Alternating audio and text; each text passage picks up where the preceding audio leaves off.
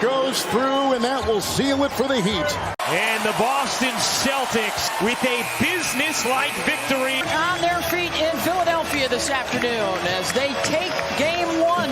And the New York Knicks take Game 1, their first road Game 1 win in 24 years. What's up, guys? NBA playoffs have already started, but I wanted to make some predictions for the East and the first round, starting off with Bucks and Heat.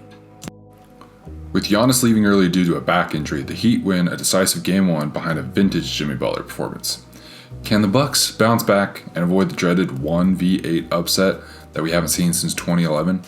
Remember the grit and grind Grizzlies? Zebo, Marc Gasol, a young Mike Conley? They have a lot in common with this Heat team. Coincidentally, they won on the road in Game 1 as well, against a Spurs team that won 61 games. If the Heat are going to pull this off, there are three major factors that are going to come into play. First, injuries. Obviously, Giannis and Tyler Hero both got hurt this game. Now, if you're Reggie Miller, you think that the Tyler Hero injury is going to be more impactful. And it very well may be, because he's going to be out about a month, whereas Giannis might be able to come back and play for the next game. With Hero out, players like Gabe Vincent and Caleb Martin stepped up to pour in 15 points apiece. The Heat have plenty of players that can continue to step up in Hero's absence, but nobody on the Bucks can replace Giannis. If Giannis sits out, this series is completely different. After he left, Jimmy Butler and Bam Adebayo took it to the paint and scored over and over again against Defensive Player of the Year finalist Brook Lopez. It's as if Jimmy Butler wants to prove that Lopez has no business being in that conversation.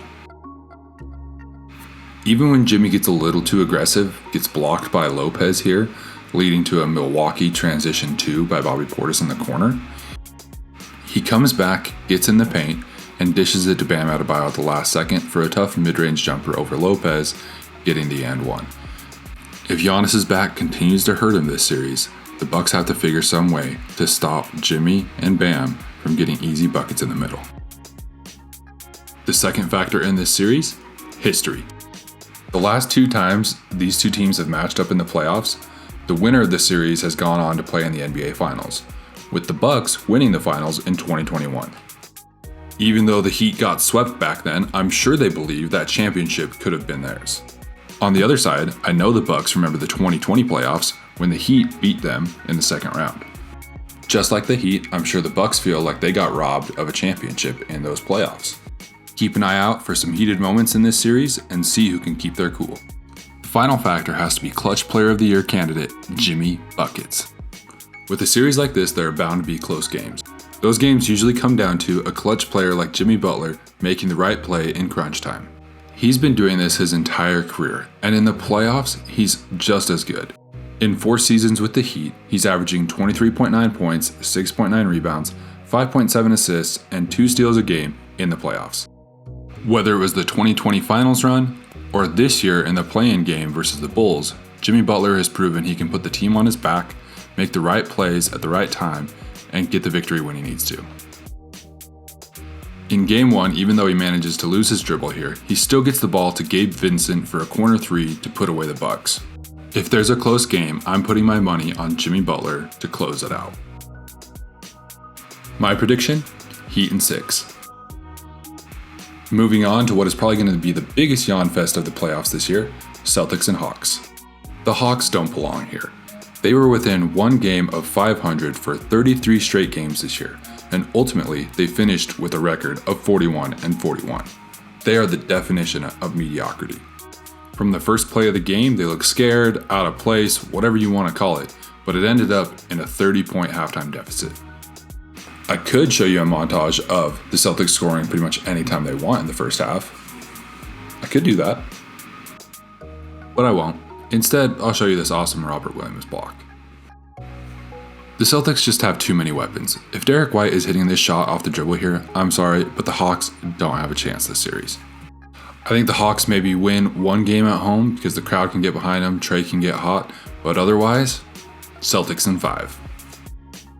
Moving on to the series that's already on to Game 3, Sixers and Nets.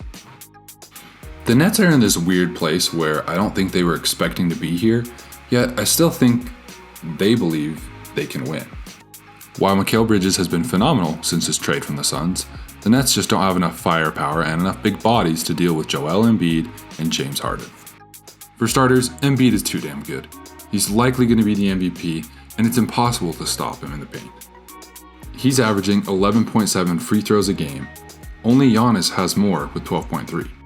Even if he decides to not go to the rim, he can still kill you with his mid-range, shooting 50.8% over 3.8 attempts per game. And if that's not enough, we got a peek of vintage James Harden in Game 1, where he went off for 23 and 13 assists. You can't tell me that doesn't look like he's in a Rockets jersey right there. It seems like he's finally in a position where he can thrive and prove Brooklyn was the problem after all. Oh, and if he decides to take a game off, it's only because he's going to let Tyrese Maxey go for 33. My prediction, there's going to be one game with Embiid in foul trouble, Harden not trying, Maxey's shot isn't falling, and Brooklyn squeaks one out. We'll see if I'm right about this, but Sixers in 5. Now on to what I think is going to be the most exciting series in the East this round.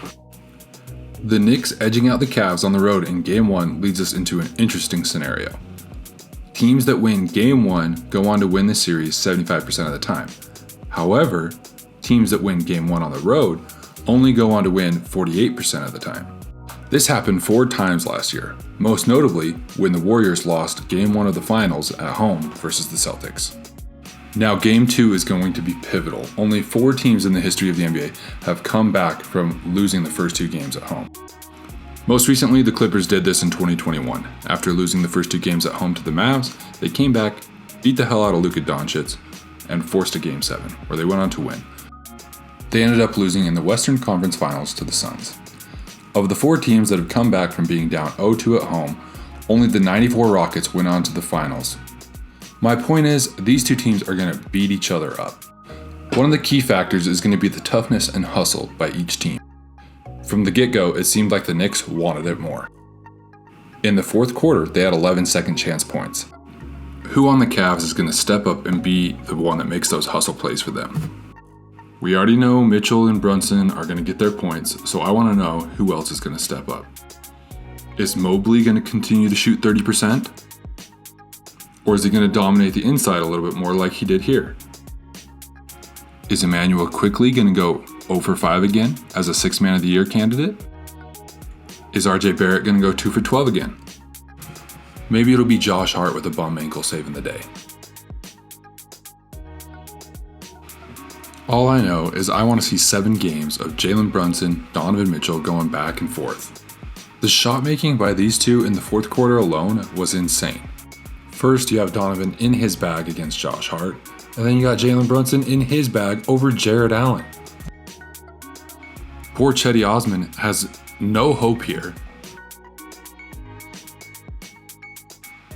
Or here.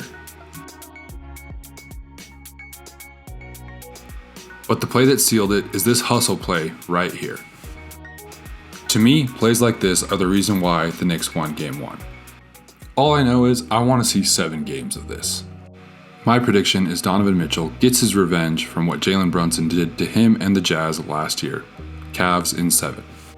So there you have it. Predictions for round 1 of the East playoffs. Come back to check out our predictions for the West. And as the playoffs go on, we'll have more content including predictions for the other series and some in-depth looks at teams, players, and performances. Thanks for watching.